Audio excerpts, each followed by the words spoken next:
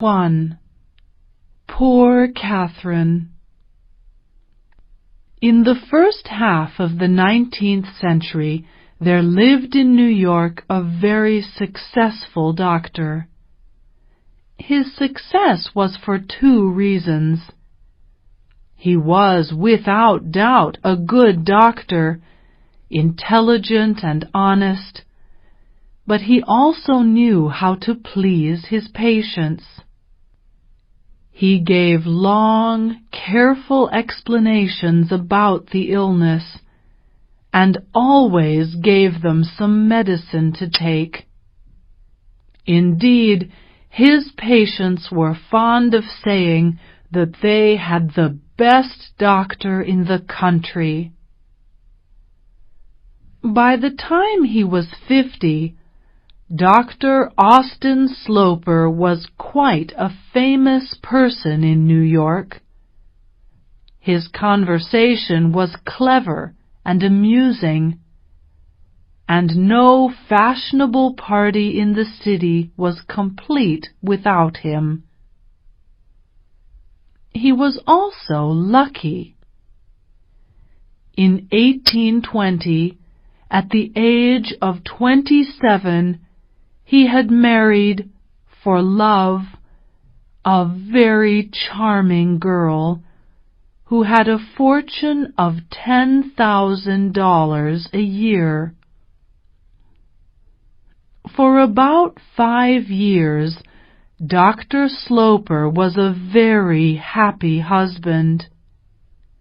He continued to work as a doctor, and each year became more experienced and more successful.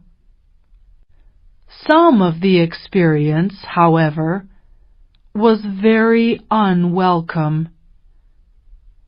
His first child, a little boy of great promise, died at 3 years of age. Neither the mother's love nor the father's medicine could save him. 2 years later, Mrs. Sloper had a second child, a little girl. This disappointed the doctor, who had wished for another son to take the place of the first. But there was worse news to come. A week after the child was born, the young mother fell ill, and before another week had passed, she was dead. For a man whose profession was to keep people alive, Austin Sloper had certainly done badly in his own family. But the only person who blamed Dr. Sloper was Dr. Sloper himself. He felt that he had failed, and he carried this private blame for the rest of his life. He still had his little girl, whom he named Catherine after her poor mother. She grew up a strong and healthy child, and her father knew that he would not lose her. When the child was about 10 years old, the doctor invited his sister, Mrs. Lavinia Penniman, to stay with him. He had 2 sisters, and both of them had married early in life. The younger one, Mrs. Almond, was the wife of a rich man and the mother of a large family. Elizabeth Almond was a comfortable, reasonable woman, and Dr. Sloper preferred her to his sister Lavinia. However, Lavinia's husband had died at the age of 33, leaving his wife without children or fortune, and so Dr. Sloper invited his sister to stay while she looked for rooms to rent. No one really knew if Mrs. Penniman ever looked for rooms, but it is certain that she never found them. After 6 months, the doctor accepted the fact that his sister was never going to leave. Mrs. Penniman told everyone except her brother that she was Catherine's teacher. Dr. Sloper guessed that this was her explanation, and he found the idea laughable, since he did not think his sister was very intelligent. In fact, he did not have a good opinion of women at all. The only woman he had ever admired had been his wife. He was always extremely polite to Lavinia, but he had no interest in her opinions or conversation. He only spoke to her to inform her of his wishes for Catherine. Once, when the girl was about 12 years old, he said to his sister, "Try to make a clever woman out of her, Lavinia. I should like her to be a clever woman." Mrs. Penniman looked at him. "My dear Austen," she said, "do you think it is better to be clever than to be good?" "Good for what?" asked the doctor. "You are good for nothing unless you are clever. Of course I wish Catherine to be good, but it will not make her a better person to be a fool." Mrs. Penniman was a tall, thin, fair woman. She was romantic, and her brother knew that she loved little secrets and mysteries. "When Catherine is about 17, he said to himself, "Lavinia will try and persuade her that some young man with a mustache is in love with her. It will be quite untrue. No young man, with or without a mustache, will ever be in love with Catherine."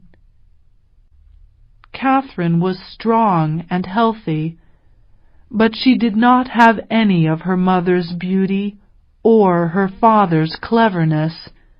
In fact, there was very little that was interesting about her at all. She was large and well-built, with brown hair, a round face, and small, quiet eyes. The more generous friends of Dr. Sloper noticed that she was well-behaved and polite. Others thought she was just dull. But Catherine was not someone people spent much time talking about. She was extremely fond of her father and very much afraid of him. She wanted to please him more than anything in the world. But although Dr. Sloper was usually kind to Catherine, he was very disappointed in her. He wanted to be proud of his daughter, but there was nothing to be proud of in poor Catherine. She was not elegant or pretty or charming like her mother, and by the age of 18, Mrs. Penniman had still not made her a clever woman. Over the years, however, Dr. Sloper got used to his disappointment. "I expect nothing from her," he said to himself. "If she gives me a surprise, I will be happy. If she doesn't, I shall not lose anything." At this time, it did not seem possible that Catherine would ever surprise anyone. She was always very quiet, saying so little in conversation that she seemed almost stupid. But she was silent because she was shy, uncomfortably, painfully shy. In fact, she was a very gentle, sensitive girl. Slowly, Catherine realized that she was changing from a girl into a young lady. She began wearing expensive clothes in very bright colors, rather too bright for Dr. Sloper. When she was 20, she bought a red and gold evening dress, and did not seem to realize that it made her look 10 years older.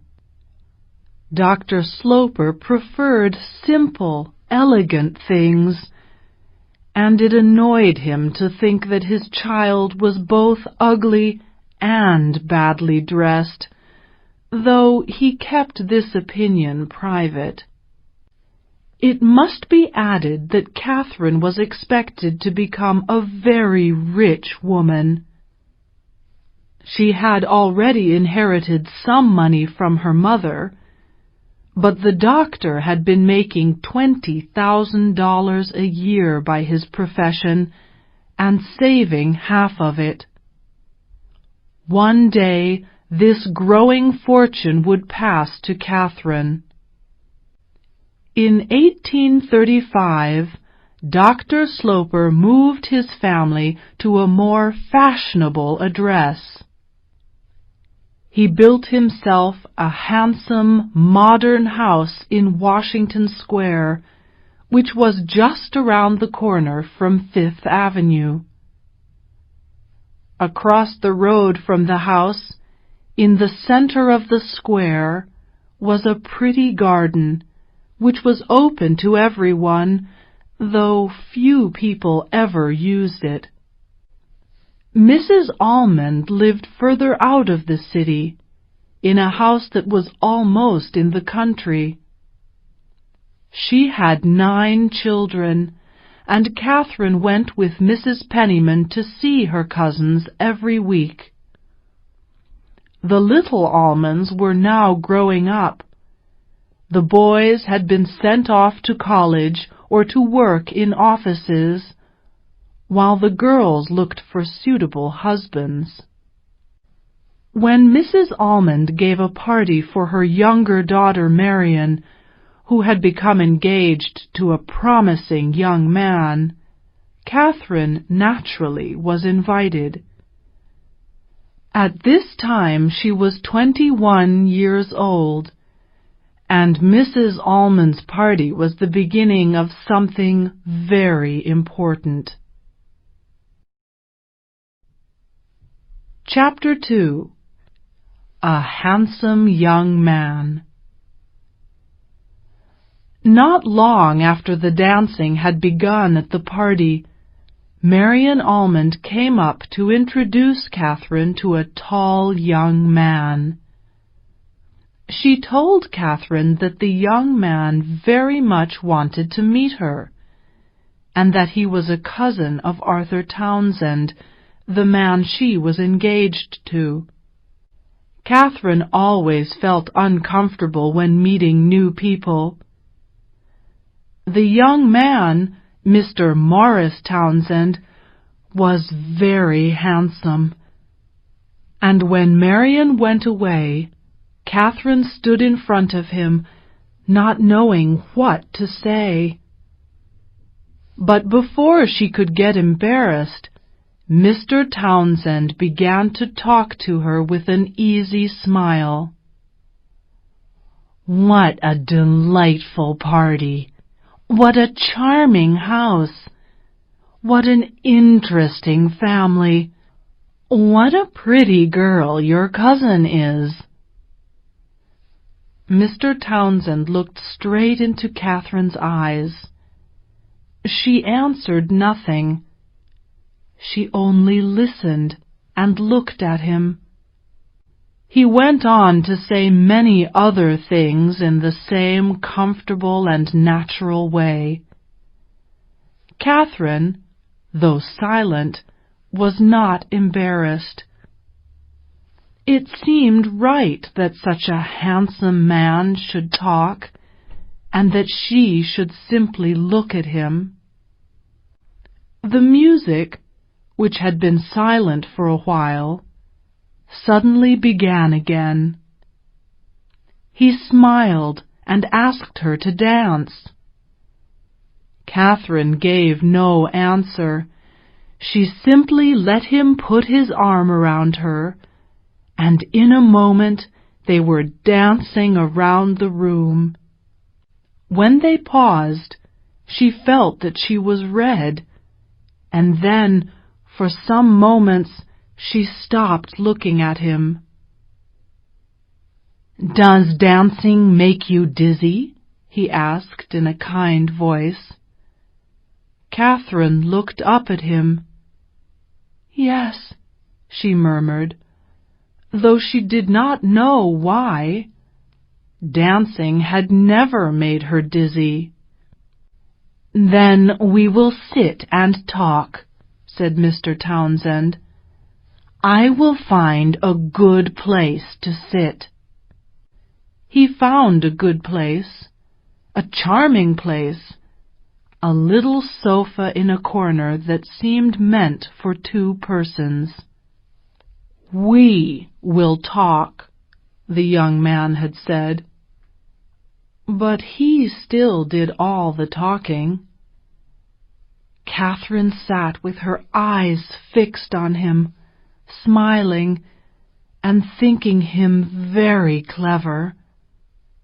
She had never seen anyone so handsome before.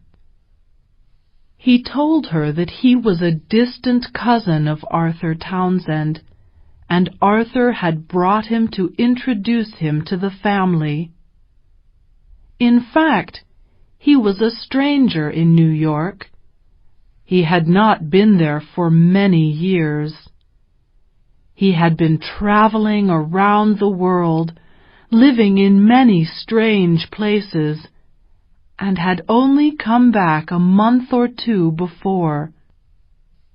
New York was very pleasant, but he felt lonely. "People forget you," he said, smiling at Catherine. It seemed to Catherine that no one who had seen him would ever forget him, but she kept this thought to herself. They sat there for some time. He was very amusing, and Catherine had never heard anyone speak as well as he did, not even an actor in a theater. And Mr. Townsend was not like an actor. He seemed so sincere, so natural. Then Marian Almond came pushing through the crowd of dancers.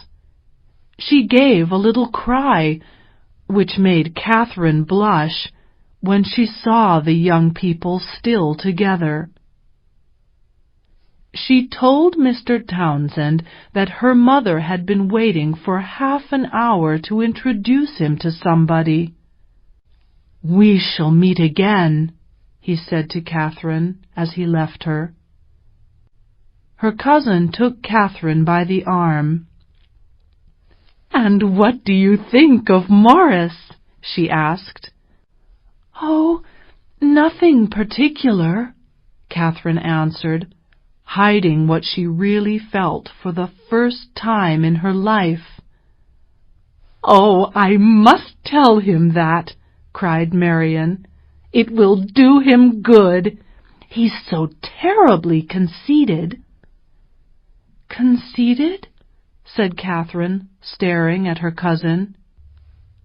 So Arthur says, and Arthur knows about him."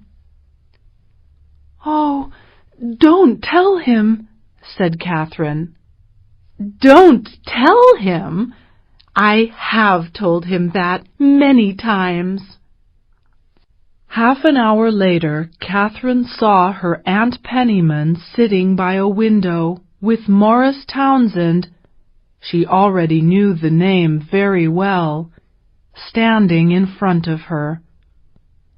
He was saying clever things, and Mrs. Penniman was smiling. Catherine moved away quickly. She did not want him to turn round and see her. But she was glad he was talking to Mrs. Penniman, because it seemed to keep him near to her. In the carriage, as they drove home, Catherine was very quiet, and Dr. Sloper talked with his sister. "Who was that young man you spent so much time with?" he asked. "He seemed very interested in you." "He was not interested in me," said Mrs. Penniman. "He talked to me about Catherine." "Oh, Aunt Penniman," Catherine murmured. "He is very handsome and very clever," her aunt went on. "He spoke in a very charming way." The doctor smiled. "He is in love with Catherine, then?" "Oh, Father," murmured the girl, thankful that it was dark in the carriage. "I don't know that, but he admired her dress." Admiring just the dress instead of the person might not seem very enthusiastic, but Catherine did not think this. She was deeply pleased. Her father looked, with a cool little smile, at her expensive red and gold dress. "You see," he said, "he thinks you have $80,000 a year." "I don't believe he thinks of that," said Mrs. Penniman. "He is too fine a gentleman." "He must be extremely fine not to think of that." "Well, he is," Catherine cried before she knew it. "I thought you had gone to sleep," her father answered. "The hour has come," he added to himself. "Lavinia is going to arrange a romance for Catherine." A few days after Mrs. Almond's party, Morris Townsend and his cousin called at Washington Square. Catherine and her aunt were sitting together by the fire in the parlor. Arthur Townsend sat and talked to Catherine, while his companion sat next to Mrs. Penniman. Catherine, usually so easy to please, tonight found Arthur rather uninteresting.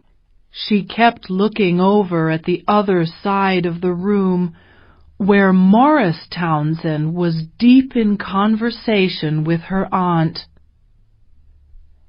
Every few minutes he looked over at Catherine and smiled, and she wished that she was sitting nearer to him. Arthur seemed to notice that Catherine was interested in his companion. "My cousin asked me to bring him," he explained. "He seemed to want very much to come. I told him I wanted to ask you first, but he said that Mrs. Penniman had invited him." "We are very glad to see him," said Catherine. She wished to talk more about him, but she did not know what to say. "I never saw him before," she went on. Arthur Townsend stared. "But he told me he talked with you for over half an hour the other night." "I mean, before the other night. That was the first time." "Oh, he has been away from New York. He has been all round the world." "My aunt likes him very much," said Catherine. "Most people like him. He's so brilliant. Though I know some people who say my cousin is too clever." Catherine listened with extreme interest. If Morris Townsend had a fault, it would naturally be that one, she thought. After a moment she asked, "Now that he has come back, will he stay here always?" "If he can find something to do," said Arthur. "He's looking around for some kind of employment or business, but he can't find anything." "I am very sorry," said Catherine. "Oh, he doesn't mind," Arthur said. "He isn't in a hurry." Catherine thought about this, then asked, "Won't his father take him into his business? His office?" "He hasn't got a father. He has only got a sister," said Arthur Townsend. And he looked across at his cousin and began to laugh. "Morris, we're talking about you." Morris Townsend paused in his conversation with Mrs. Penniman and stared with a little smile. Then he stood up. "I'm afraid I was not talking about you," he said to Catherine's companion, "though I can't pretend that Miss Sloper's name did not enter our conversation."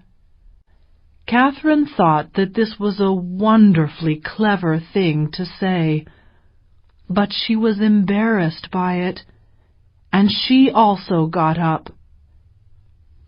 Morris Townsend stood looking at her and smiling. He put out his hand to say goodbye. He was going, and though he had not said anything to Catherine, she was still glad that she had seen him. "I will tell her what you have said when you go," said Mrs. Penniman with a little laugh. Catherine blushed. She felt they were almost laughing at her.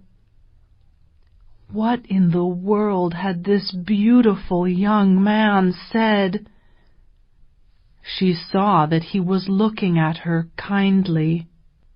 "I have not talked with you," he said, "and that was what I came for.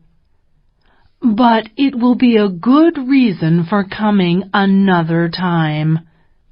I am not afraid of what your aunt will say when I go." After the two young men had left, Catherine, who was still blushing, gave Mrs. Penniman a serious look.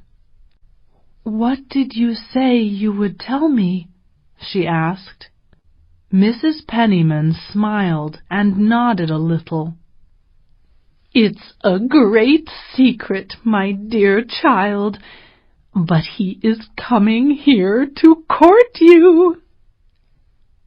Catherine was serious still. "Is that what he told you?" "He didn't say so exactly, but he left me to guess it. I'm good at guessing." Mrs. Penniman gave her niece a soft little kiss. "You must be very nice to him." Catherine stared. She was amazed. "I don't understand you," she said. "He doesn't know me." "Oh, yes, he does. He knows you more than you think. I have told him all about you." "Oh, Aunt Penniman," said Catherine in a frightened voice. "He is a stranger. We don't know him." "My dear Catherine, you know very well that you admire him." "Oh, Aunt Penniman," said Catherine again. Perhaps she did admire him, though this did not seem to her a thing to talk about. But she could not believe that this brilliant stranger wished to court her. Only a romantic woman like her aunt would believe that. Chapter 3. Who is Morris Townsend? Half an hour after the two young men had left, Dr. Sloper came into the parlor. "Mr. Morris Townsend has just been here, Austen," Mrs. Penniman told her brother. "What a pity you missed him." "Who in the world is Mr. Morris Townsend?" "The gentleman at Elizabeth's party who liked Catherine so much," said Mrs. Penniman. "Oh, his name is Morris Townsend, is it?" the doctor said. He looked at Catherine. "And did he come here to ask you to marry him?" "Oh, father," murmured Catherine, turning away. "I hope he won't do that without your permission," said Mrs. Penniman. "My dear, he seems to have yours," her brother answered. "The next time he comes, you should call me. He might like to see me." Morris Townsend came again 5 days later, but Dr. Sloper was not at home at the time. Catherine was with her aunt when a servant announced the young man's name. Mrs. Penniman sent her niece into the parlor alone. "This time it's for you only," she said. So Catherine saw Mr. Townsend alone, sitting with him in the front parlor for more than an hour. He seemed more at home this time, making himself very comfortable and looking around with interest at the room and the furniture. His talk was light, easy, and friendly. "Tell me about yourself," he said to her, with his charming smile. Catherine had very little to tell, but she told him of her love of music and the theater, and how she did not really enjoy reading. Morris Townsend agreed with her that books were boring. He had been to places that people had written about, and they were not at all as they had been described. He had also seen all the famous actors in London and Paris, but the actors were always like the writers. They were never true to real life. He liked everything to be natural. Suddenly he stopped, looking at Catherine with his smile. "That's what I like you for. You are so natural," he said. "You see, I am natural myself." He went on to talk about his great love of music and singing. "I sing a little myself," he added. "Some day I will show you. Not today, but some other time." And then he got up to go. He had perhaps talked more about himself than about Catherine, but the truth was that Catherine had not noticed. She was thinking only that some other time had a delightful sound. It seemed to suggest many more meetings in the future. Catherine felt it was her duty to tell her father that Mr. Morris Townsend had called again, though it made her feel ashamed and uncomfortable. She announced the fact very suddenly as soon as the doctor came into the house, and then immediately tried to leave the room. Her father stopped her just as she reached the door. "Well, my dear, did he ask you to marry him today?" the doctor said. Catherine had no answer ready. She wanted to be amused, as her father was amused, but she also wanted to be a little sharp, so that he would not ask her the question again. She did not like it. It made her unhappy. "Perhaps he will do it next time," she said, with a little laugh, and she quickly got out of the room. The doctor stood staring. He wondered whether his daughter was serious, and decided to find out more about this handsome young man. The next time he saw his sister Elizabeth, he asked her about Morris Townsend. "Lavinia has already been to ask me about him," Mrs. Almond said. "What did you tell her?" the doctor asked. "What I tell you, that I know very little of him."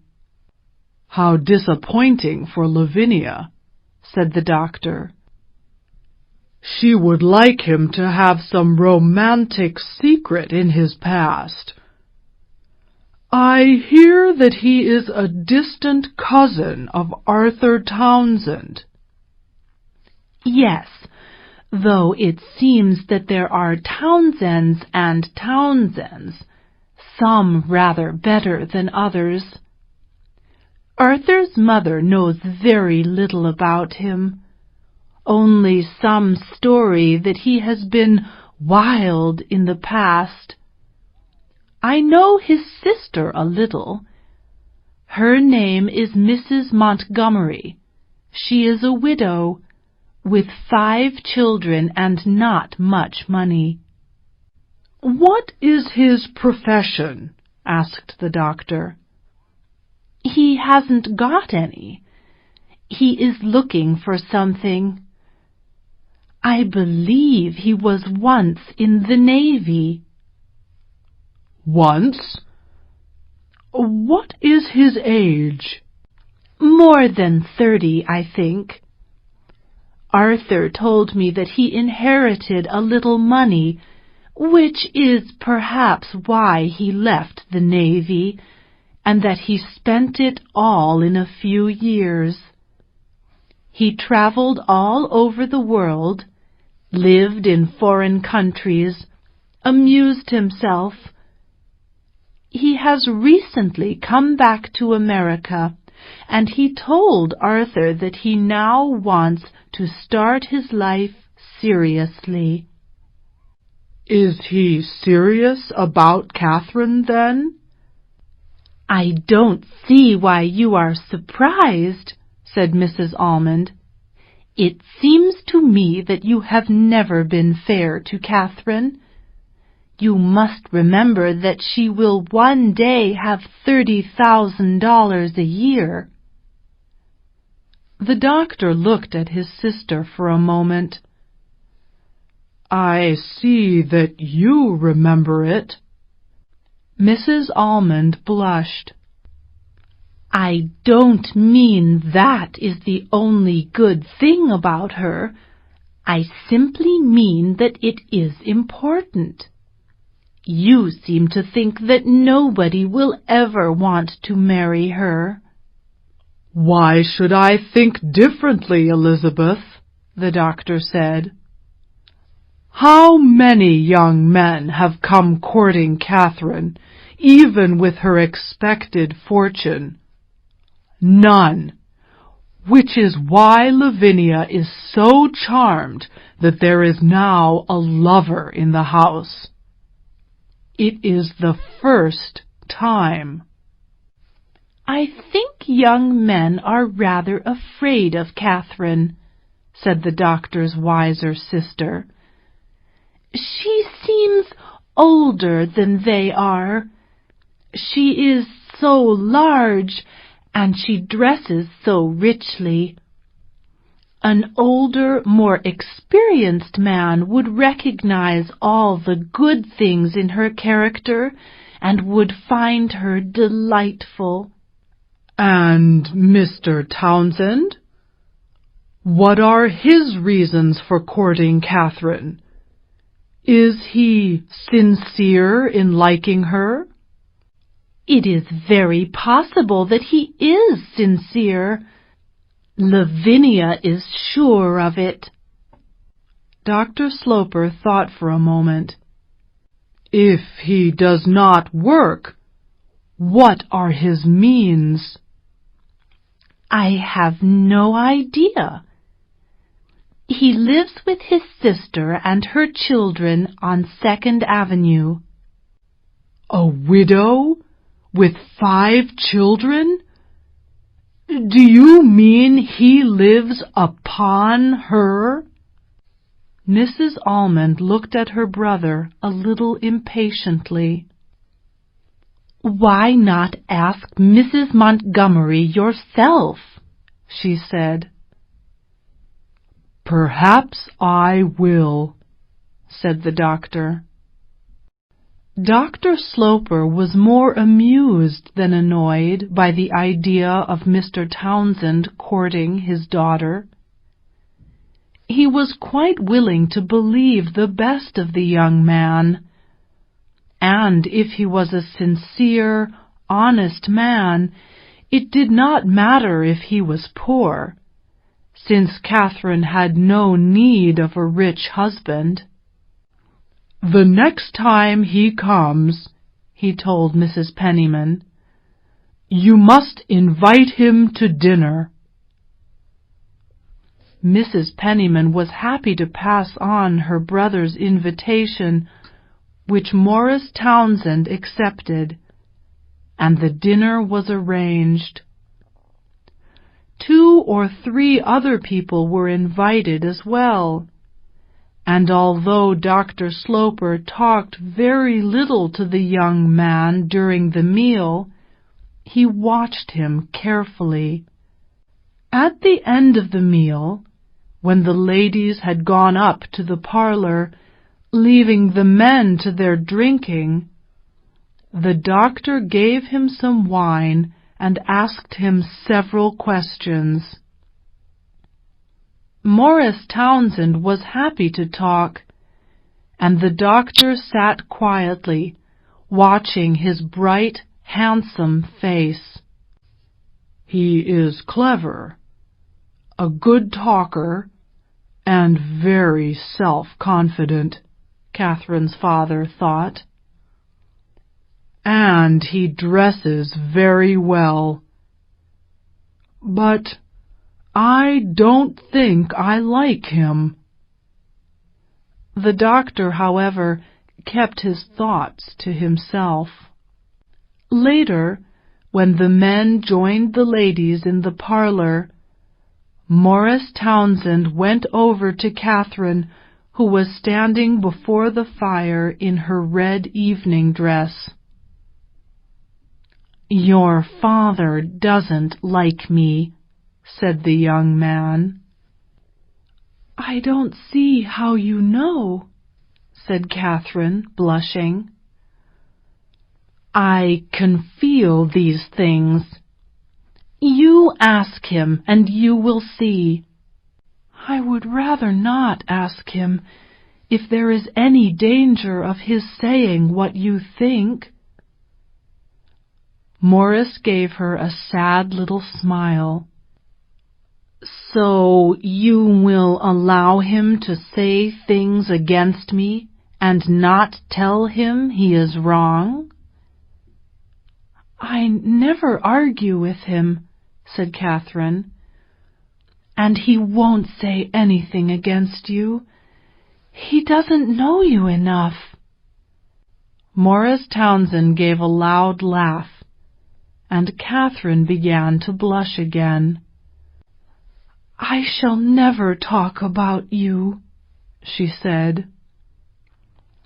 "That is very well, but I would prefer you to say that it doesn't matter what your father thinks."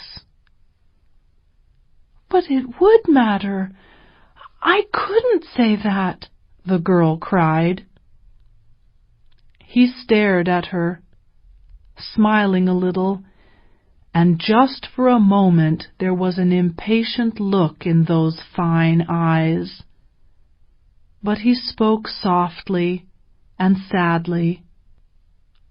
"Then I must try to make him like me." The next time the doctor visited Mrs. Almond, he told her that he had now met Morris Townsend. "He is certainly a fine-looking young man," he said. "But what do you think of him as a father?" Mrs. Almond asked. "Lavinia tells me that Catherine is in love." "Well, she must stop being in love. He is not a gentleman. He is extremely charming and completely insincere."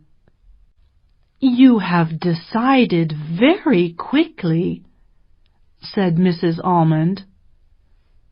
"Not at all. I have been studying people for a lifetime, and am now quite able to make a judgment in a single evening." "Very possibly you are right, but the thing is for Catherine to see it." "I will give her a pair of glasses," said the doctor. Chapter 4. Morris Townsend Looks for a Position. If it were true that Catherine was in love, she was certainly very quiet about it. She had told Morris Townsend that she would not mention him to her father, and so she said nothing about Morris's continued visits. It was only polite, of course, for Morris to visit after the dinner at Washington Square, and only natural for him to continue visiting. These visits had quickly become the most important thing in Catherine's life. She was very happy. She did not yet know what the future would bring, and she was too modest to expect anything. She was just grateful for the present. The sound of his voice, the words he spoke to her, the expression of his face.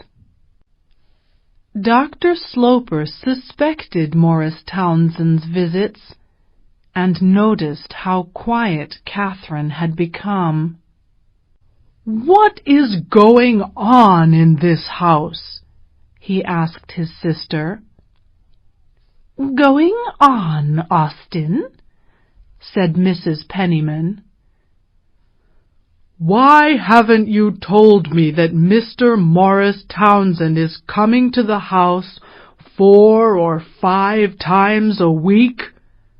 I am away all day, and I see nothing." Mrs. Penniman thought for a moment. "Dear Austen," she said at last, "I cannot tell a secret." "Whose secret? Catherine's? Mr. Townsend's? If it is his, I think it is extremely foolish of you to have secrets with young men. You don't know where they will lead you." "I don't know what you mean," said Mrs. Penniman. "I take a great interest in Mr. Townsend. I don't hide that. But that is all." "It is quite enough. And what do you find so interesting about Mr. Townsend? His good looks?" "His misfortunes, Austen. I cannot tell you his story, but he would tell it to you himself if he thought you would listen to him kindly." The doctor gave a laugh. "I shall ask him very kindly to leave Catherine alone." "Catherine probably says kinder things to him than that." "Has she said that she loved him? Do you mean that?" Mrs. Penniman stared at the floor. "She doesn't talk to me about him. I think she is very happy. That is all I can say." "Townsend wants to marry her, is that what you mean?" "He admires Catherine greatly," said Mrs. Penniman, "and he says the most charming things about her." "And these misfortunes that you refuse to tell me about, did they make him poor?" "It is a long story," said Mrs. Penniman, "and all I can say is that he has been wild in the past, but he has paid for it." The doctor smoked his cigar in silence, then said, "I am told he lives with his sister and does nothing for himself." "He is looking very seriously for a position," said Mrs. Penniman. "He hopes every day to find one."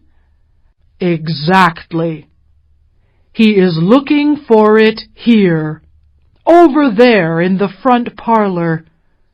The position of husband of a weak woman with a large fortune. That would suit him perfectly." Mrs. Penniman got up and looked at her brother a little angrily. "My dear Austen," she said, "you are making a great mistake if you think that Catherine is a weak woman." And with this she walked away. The family in Washington Square spent every Sunday evening at Mrs. Almond's house. On the Sunday after his conversation with Mrs. Penniman, Dr. Sloper went off to another room to talk to his brother-in-law about business. He came back later to find that Morris Townsend had arrived and was sitting on a sofa beside Catherine. There were several friends of the family present, and it was easy for the two young people to sit and talk privately. The doctor saw at once, however, that his daughter was painfully conscious that he was watching her. She sat very still, with her eyes down, blushing deeply. Dr. Sloper felt so sorry for her that he turned his eyes away. Poor Catherine, he thought. It must be very nice for her to have a beautiful young man court her. Perhaps I should give him another chance. A little later, when Morris Townsend was standing alone, the doctor crossed the room towards him. The young man looked at him with a little smile. He's amazingly conceited, thought the doctor. Then he said, I am told you are looking for a position. Yes, I should like some work, Morris Townsend replied, but I fear that I have no special talents. You are too modest, said the doctor. I know nothing of you except what I see, but I see by your face that you are extremely intelligent. Ah, Townsend said. I don't know what to answer when you say that. You advise me, then, not to give up hope? The question seemed to have a double meaning, and the doctor looked at him for a moment before he answered. No young man should ever give up hope. If he does not succeed in one thing, he can try another. Morris Townsend stared down at his shoes. Were you kindly suggesting a position for me? He then asked, looking up and smiling. This annoyed the doctor, and he paused for a moment. Then he said, I sometimes hear of possibilities. How would you feel, for example, about leaving New York? I am afraid I could not do that. I must find my fortune in this city. You see, added Morris Townsend, I have responsibilities here. I have a sister who depends on me. Family feeling is very important, said Dr. Sloper. I often think there is not enough of it in our city. I think I have heard of your sister. It is possible, but I doubt it. She lives so very quietly.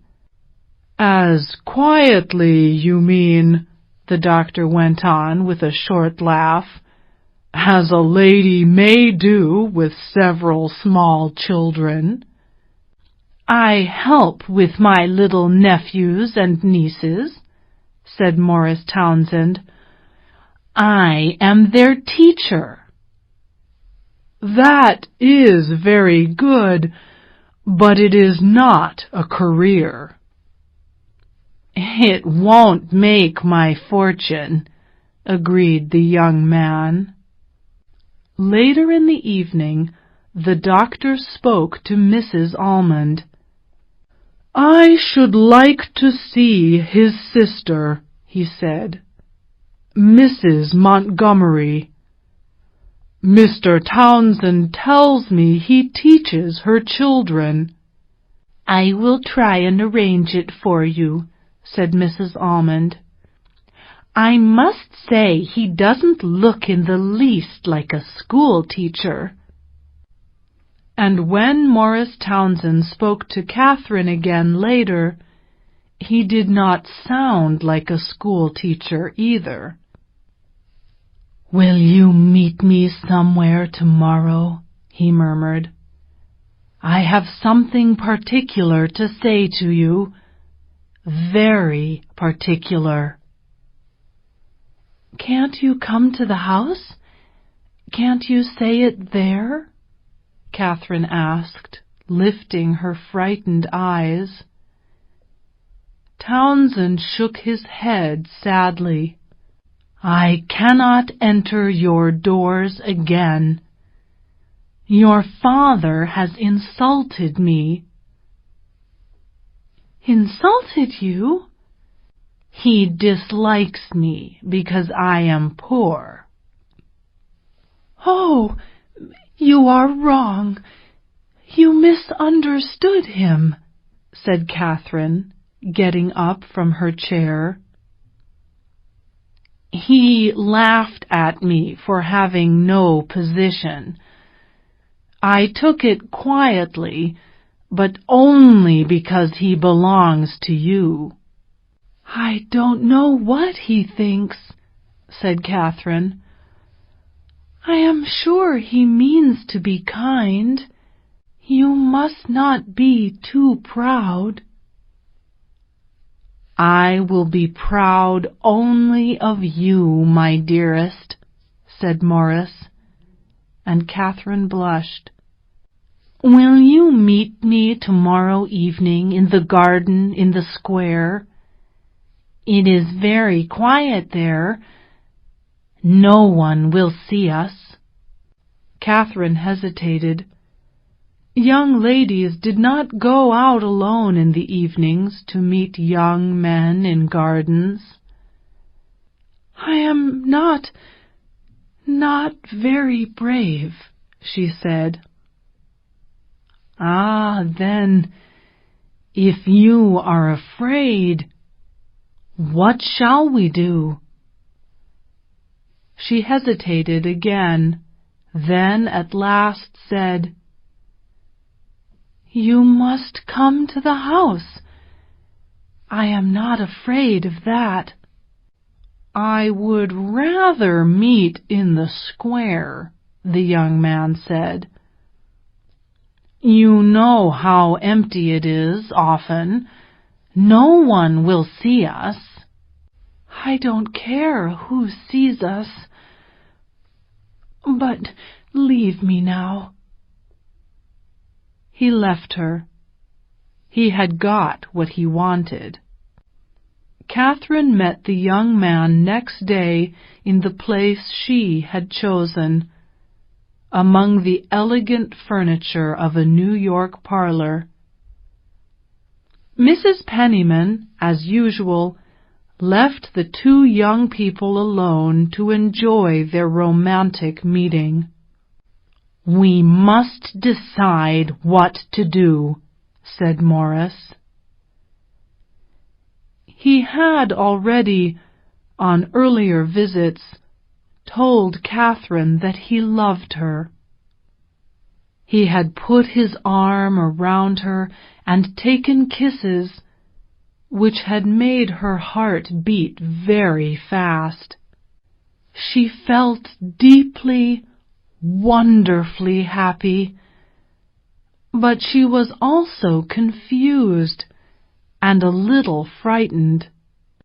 After Morris had kissed her on his last visit, she had begged him to go away, to let her think. She felt his kisses on her lips for a long time afterwards, and she could not think clearly at all. What would she do if, as she feared, her father told her that he did not like Morris Townsend? Today, however, when Morris spoke about deciding something, she felt that it was the truth, and said simply, "We must do our duty. We must speak to my father. I will do it tonight. You must do it tomorrow." "It is very good of you to do it first," Morris answered. "The young man, the happy lover, usually does that." "You must promise to be gentle with my father." "I shall try," Morris promised. "But do you know what your father will say? He will tell you I want your money." "Oh," murmured Catherine softly, "how wrong he is." Morris gave her a fond little kiss. "I shall tell him that he is wrong," said Catherine. "He will argue with you." Catherine looked at her lover for a minute, and then she said, "I shall persuade him, but I am glad we shall be rich." Morris turned away. "No, it's a misfortune," he said. "It is from that our problems will come." "If it is the worst misfortune, we are not so unhappy. I will persuade him, and after that we shall be very glad we have money." Morris listened to these sensible words in silence. "You must speak for me on this. I cannot do it myself." Catherine, too, was silent for a while. She looked at Morris, who was staring out of the window. "Morris," she said suddenly, "are you very sure you love me?" He turned round and came to her at once. "My own dearest, can you doubt it?" "I have only known it 5 days," she said. "But now it seems to me something I could not live without." "You will never need to try." He gave a gentle laugh. Then he added, "There is something you must tell me, too."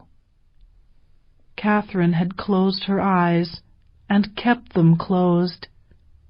"You must tell me," Morris went on, "that if your father is against me, you will still be faithful." Catherine opened her eyes and stared at him. She could give no better promise than what he read there.